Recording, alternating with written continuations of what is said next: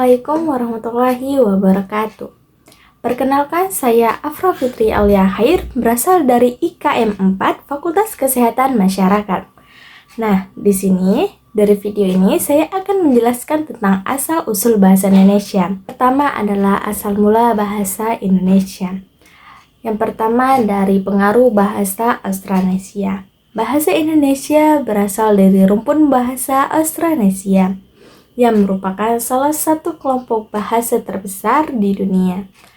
Rumpun bahasa ini mencakup bahasa-bahasa yang digunakan di berbagai pulau di Pasifik dan Asia Tenggara. Yang kedua yaitu pengaruh bahasa Melayu kuno.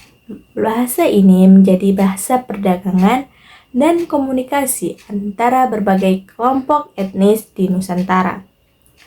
Yang ketiga yaitu kolonialisasi dan pengaruh bahasa asing.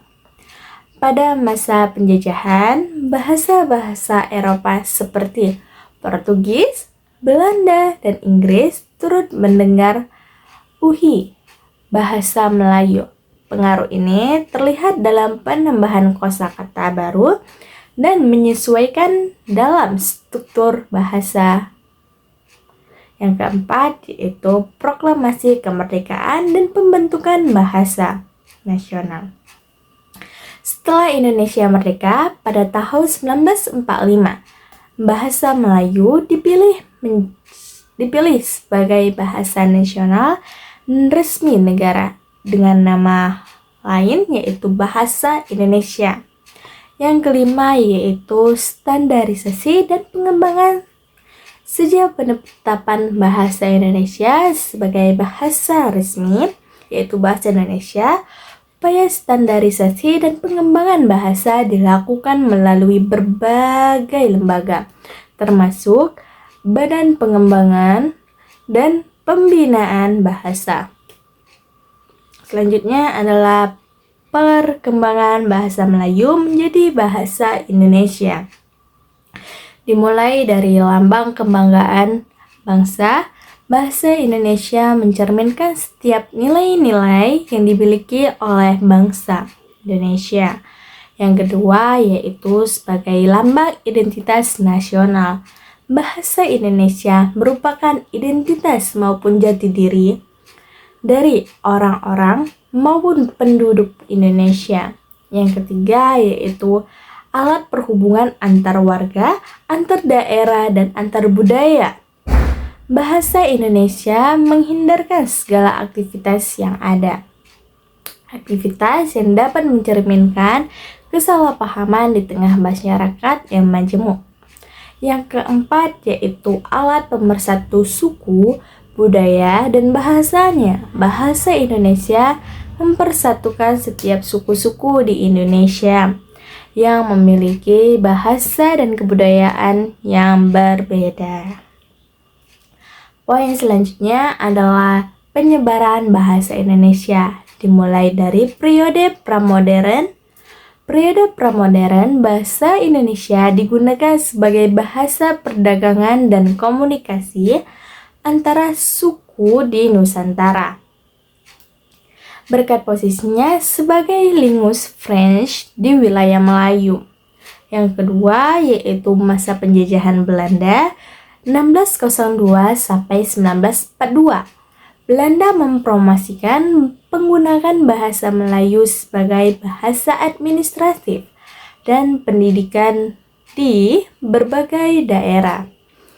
Pada saat itu, kosakata bahasa Indonesia Belanda mulai mendengar bahasa Melayu.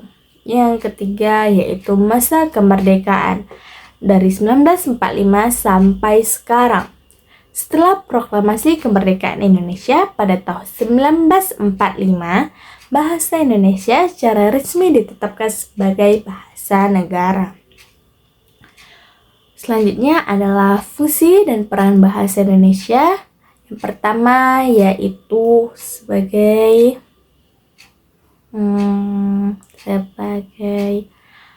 alat pemersatu. Yang kedua, simbol identitas nasional. Yang ketiga, media propaganda dan pendidikan. Yang keempat, alat administrasi dan pemerintahan. Dan yang kelima, yaitu pengembangan budaya dan sastra, serta katalisator diplomasi internasional. Bahasa Indonesia di masa depan, yaitu bahasa Indonesia menjadi bahasa ideologi.